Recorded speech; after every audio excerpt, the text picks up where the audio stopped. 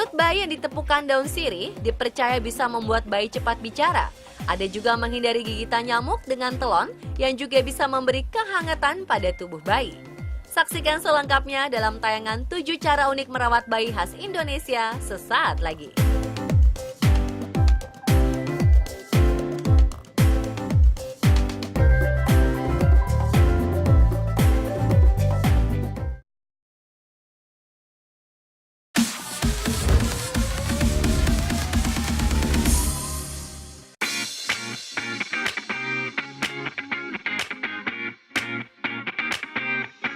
Setiap orang tua pasti akan melakukan yang terbaik bagi bayinya. Terutama bagi ibu muda yang baru melahirkan akan lebih berhati-hati dan banyak bertanya dari orang tua yang sudah berpengalaman dalam merawat sang buah hati. Di Indonesia ada beberapa tradisi atau cara khusus dalam merawat bayi yang biasanya diwariskan secara turun-temurun dari orang tua.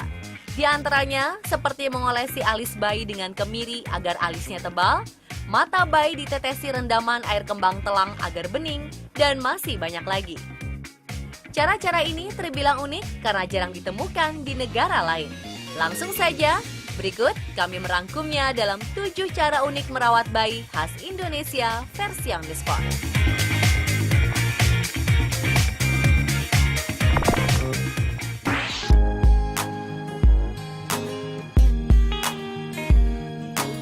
Cara unik merawat bayi khas Indonesia yang pertama adalah menjemur bayi setiap pagi hari.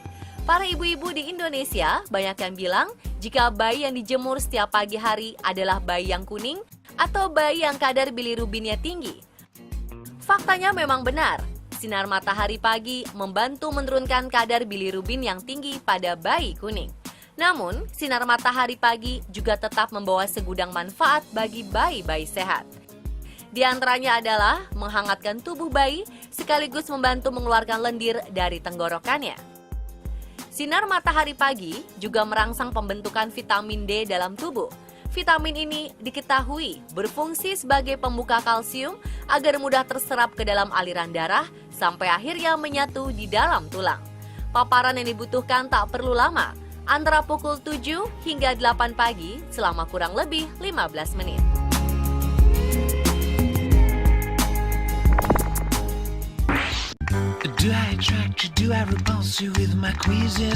Cara unik merawat bayi khas Indonesia selanjutnya adalah menempelkan koin yang dibungkus kain kasa steril di pusar bayi yang tujuannya agar pusar bayi tidak bodong.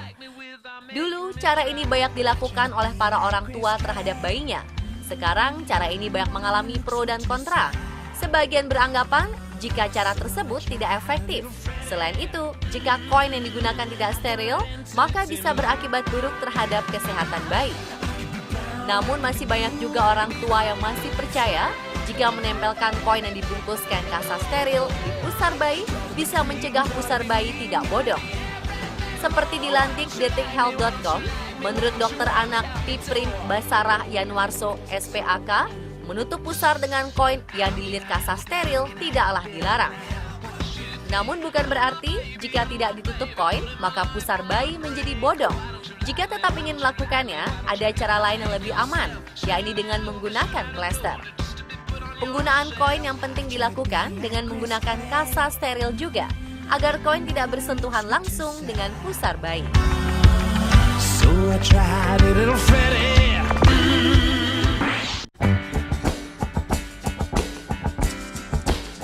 Pada umumnya, bayi mungkin akan mulai mengucapkan kata pertamanya antara 11 bulan hingga 14 bulan.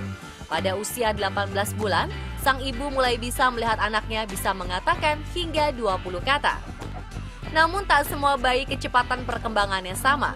Jika beberapa ibu ditanya kapan anaknya mulai bisa berbicara, kemungkinan jawabannya akan bervariasi. Namun sebagian besar orang tua biasanya akan melakukan banyak cara agar bayinya bisa cepat berbicara. Salah satu cara tradisional yang diwariskan dari orang tua zaman dulu adalah melakukan tapok sere atau sabet sirih, yakni menepuk mulut anak dengan daun sirih dengan tujuan agar anak bisa cepat lancar berbicara. Agar lebih manjur, cara ini harus dilakukan di hari Jumat. Ada yang masih percaya dengan cara ini, ada juga yang lebih memilih untuk melakukan cara yang lebih logis, seperti sering berlatih dan berkomunikasi dengan anak atau berkonsultasi pada ahlinya.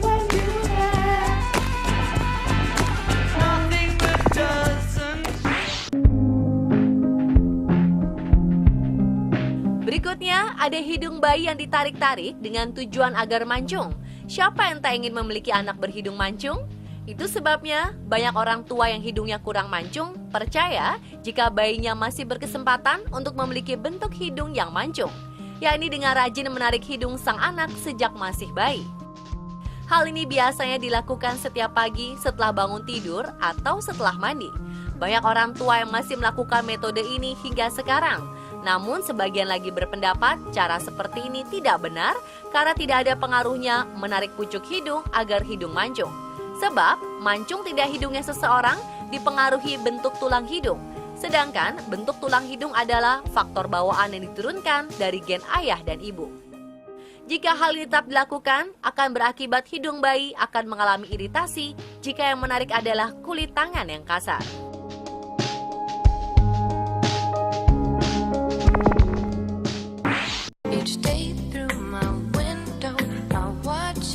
Cara unik merawat bayi lainnya yang khas Indonesia adalah mengoleskan minyak kemiri ke alis bayi supaya hitam dan tebal. Caranya, beberapa biji kemiri dibakar, bila sudah kehitaman digosok-gosok sampai minyaknya keluar. Kemudian oleskan minyak kemiri tersebut di alis mata si kecil. Kemiri sendiri mengandung saponin, flavonida, dan polifenon sehingga manfaatnya demikian besar bagi perawatan kecantikan alis dan rambut. Sedangkan minyak kemiri telah lama menjadi andalan nenek moyang bangsa Indonesia untuk digunakan sebagai ramuan kecantikan alami, termasuk untuk menebalkan alis dan rambut.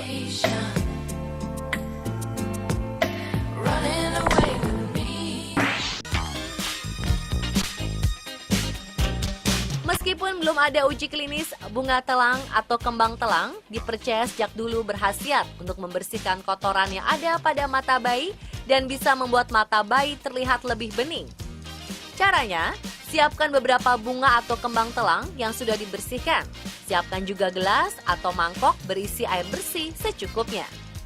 Rendam bunga atau kembang telang tersebut hingga air berubah menjadi warna biru.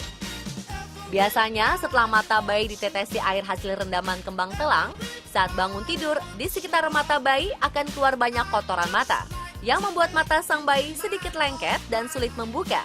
Oleh sebab itu, kotoran mata tersebut harus diseka terlebih dahulu dengan kapas yang dibasahi air hangat.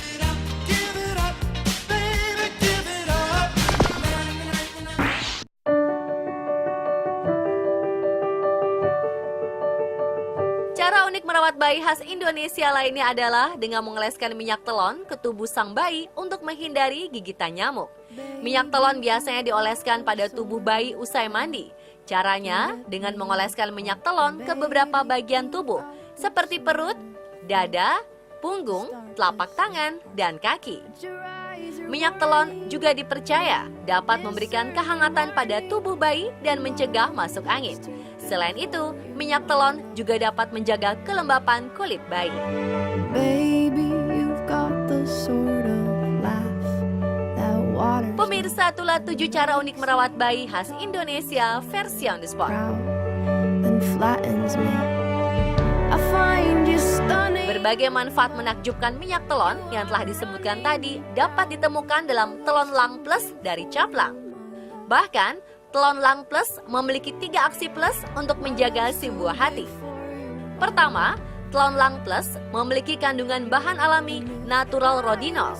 Natural rodinol ini merupakan ekstrak bahan alami yang sangat efektif mencegah gigitan nyamuk. Sekaligus melindungi bayi dari nyamuk Aedes aegypti, penyebab demam berdarah, dan virus Zika minimal selama 8 jam.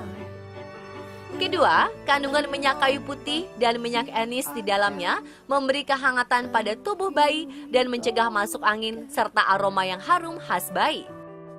Ketiga, terdapat kandungan minyak zaitun dan minyak chamomile berkualitas yang menjaga kulit bayi tetap halus, lembut, dan tidak kering. Berikan perlindungan terbaik untuk sang buah hati dengan mengoleskan Telon Lang Plus dari Caplang. Tlon Lang Plus, usir nyamuk pergi, bayi pun tenang.